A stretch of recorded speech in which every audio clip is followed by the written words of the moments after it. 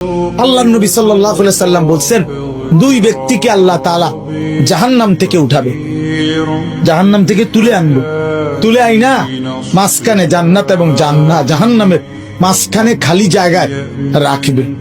রাখবার পরে মানে বসাইবার পরে, একবারে হাদিস এটা, বসাইবার পরে আল্লাহ আবার বলবে ওই দুইজনকে, যাও জাহান্নামে আবার ঝাঁপবে, মানে আবার যাও জাহান্নামে যাও। তো একজন এক দৌড়ে জাহান্নামের দিকে যাই, এই জাহান্নামে ঝাঁপ দিবে, আর আরেকজন আস্তে আস্তে হাইটা হাইটা দুই কদম হাঁটে আর পিছন দিকে আবার তাকা, আবার দুই কদম হাঁটে পিছন দিকে তাকা, এইভাবে একটু একটু করে হাইটা হাইটা জাহান্নামে গিয়া পড়বে। তো আল্লাহ তাআলা আবার দুইজনকে উঠাবে, এই দুইজনকে উঠাইয়া প্রথম জনরে বলবে, তুমি এরকম দৌড় দিয়া জাহান্নামে পড়ে গেলা কেন?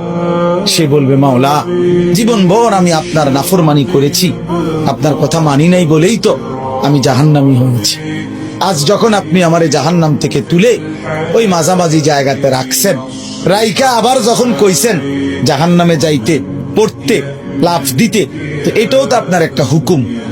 চিন্তা করছি জীবনে কোনো হুকুম না মাই নেই তো জাহান্নামী হইলাম, তা আজকে একটা হুকুম মানিয়া, এই জন্য আপনার হুকুম মানার জন্য জাহান্নামে গিয়ে লাফ দিলাম।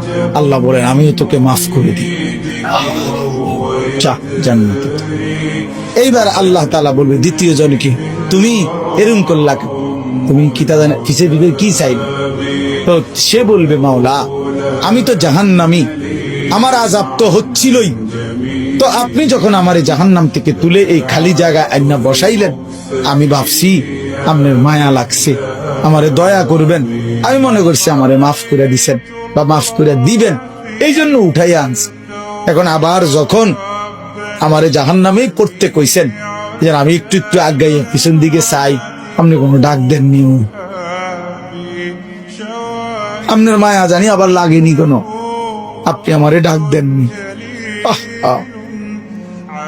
তো আল্লাহ তাআলা বলবেন, বান্দা তোকেও মাফ করে দেব, যা তুইও আমার জান্নাতে।